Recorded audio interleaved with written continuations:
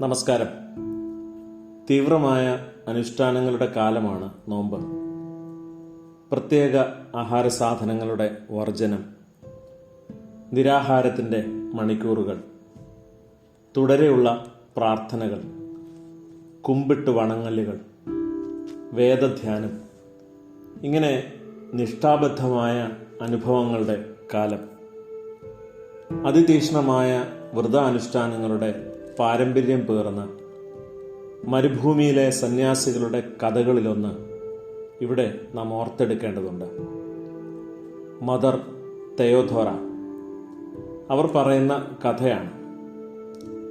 ഇത്തരം ഭക്തി അഭ്യാസങ്ങൾ മാത്രം നിങ്ങളെ ആന്തരിക സ്വാസ്ഥ്യത്തിലേക്കും നിത്യമുക്തിയിലേക്കും നയിക്കില്ല. ഉള്ളി true humility can do that എന്നാണ് മദർ പറയുന്നത്.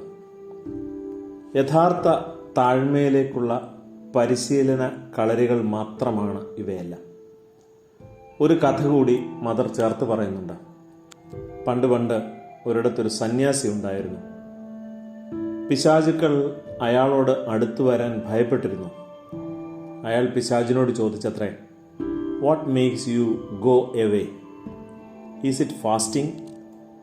പിശാചുക്കൾ പറഞ്ഞു, അതല്ല, ഞങ്ങളും ഒന്നും കഴിക്കാറും കുടിക്കാറുമില്ല. അപ്പോൾ വീണ്ടും ചോദിച്ചു, ഈസ് ഇറ്റ് വിജിൽ? അവർ പറഞ്ഞു, ഞങ്ങൾ ഉറങ്ങാറേയില്ല. പിന്നെ എന്താണ് നിങ്ങളെ എന്നിൽ നിന്ന് അകറ്റി നിർത്തുന്നത്? പിശാചുക്കൾ പറഞ്ഞു, nothing can overcome us except humility alone. താഴ്മയ്ക്കല്ലാതെ മറ്റൊന്നിനും ഞങ്ങളെ കീഴ്പ്പെടുത്താനാവില്ല. മദർ തെയോദോറ പറയുന്നു, do you see how humility is victorious over the demons? ശരിക്കും ദീപോജ്വലമായ താഴ്മയെക്കുറിച്ചല്ലാതെ മറ്റെന്ത് പഠിക്കാനാണ് നാം സുവിശേഷങ്ങൾ വായിക്കുന്നത്? നാശത്തിന് മുമ്പേ ഗർവവും വീഴ്ചയ്ക്ക് മുമ്പേ ഉന്നതഭാവവും നമുക്ക് അറിയാം.